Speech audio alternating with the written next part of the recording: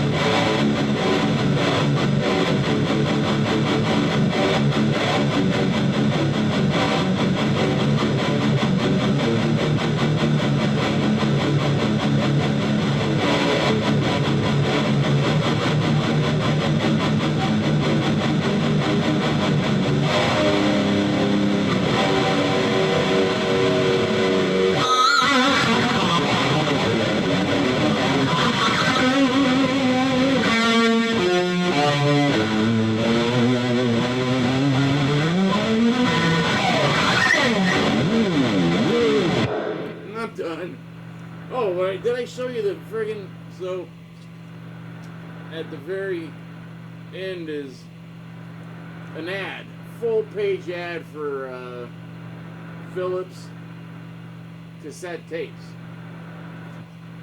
So they did that. I think that's the only ad they put in here.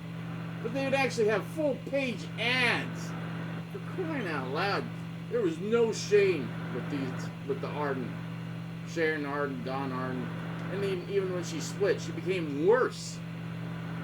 But, you know what? They've got a family, they got kids, they got grandkids. I'm not going to talk crap about them anymore. I'm done with that. Because they're a family. And, you know, Ozzy's got his problems, and I feel bad for him.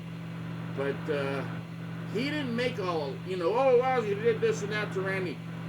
He was upset. He didn't know what to do when Randy said he was going to quit. And he just said, you ungrateful little snot or whatever, and he hit him like that. It didn't hurt him. I know because I know. I talked to the family, and I know exactly what happened because Randy called that night from a truck stop and said, I'm out of here. You know, I can't, you know, F this, I don't give a shit, I'm gone, blah, blah, blah. His mom said, don't do it. You're on your first world tour. I'm telling you, Randy, this will lead to bigger and better. She goes through this. She has told me this story so many times. And she starts crying every time. She started crying. I mean, the last time she told it to me was about 2015, 2014, 2015. I went down to look for her at Musonia, and she was there. And she usually wasn't because it was really, they were just starting to fix it up slowly, and it's come a long ways now. It's a lot better, and the security is a lot better. But I don't don't know. This is the last time. Even 2015, she'd still start crying when she'd tell me, you know, how she feels guilty. She's still, all these years later, she still felt guilty. She feels like she told him to go with this, and if she didn't, that he would have found another way because he was that talented.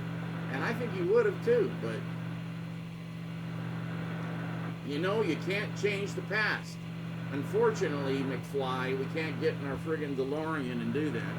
So, that's that. Thought, you know, you guys would like the friggin', you know, the program. I think that's the very first one for the diary tour. In fact, I'd bet anything on it. So I'm pretty sure I bought that at the New Year's Eve, 81, at the wherever they played. I think it was the friggin', it was somewhere where we had to take a freeway up here really quick to go to the Troubadour to see Motley Crue. They'd started playing already, but they wanted to start playing and then stop in the middle of the set and have a big, you know, New Year's Eve thing and then keep going with the rest of the set. And it was pretty cool. So I got to see, you know, Ozzy and Motley Crue the same night. 81, or New Year's 81, 82.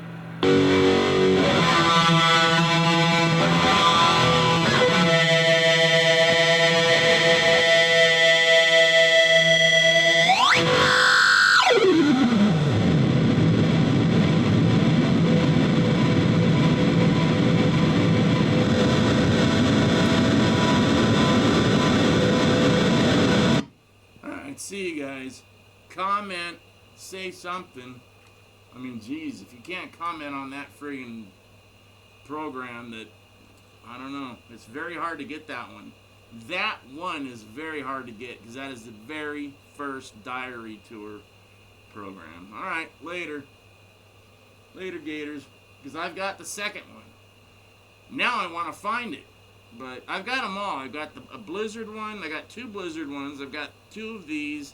And 2 of the other ones that they put out, and then he was gone. And next one I bought was Bark at the Moon, and then I stopped seeing them until they did the Randy tribute, and Zach was in the band. So I think that was what, 90 something, 97, because I was still drinking. I got plastered. We had to stay in a hotel down by Irvine Meadows. Woo! And that's when Ozzy invited everybody up, because they're going to use the money to build the mausoleum, because people kept ripping the stuff off of Randy's grave, which is 3 levels up, but they did it anyway. So they were going to get a private mausoleum built. Ozzy was going to do a show, all the money going to that, because they didn't want to do it out of their own pocket. At the end of the show, just before Paranoid, Ozzy invites the entire audience to come up, and the entire audience came up. I went up, but by the time I got there, there wasn't a speaker left. There wasn't a mic stand, a drum. People had stolen the entire set, and they had to replace mics. They had to replace lighting from Irvine. They had to replace, you know, a ton of stuff got damaged because there was a riot. They had to call the police and everything. It was stupid. So not only did he not make any money to pay for the friggin' mausoleum, and it did come out of the Osbournes' pocket, which is nice, but they had to pay double or triple what they would have made in damages, and had to buy all new equipment. And this is when everybody really had 10 Marshall stacks, not one fake or one half stack and a bunch of fakes. Alright, later, bye.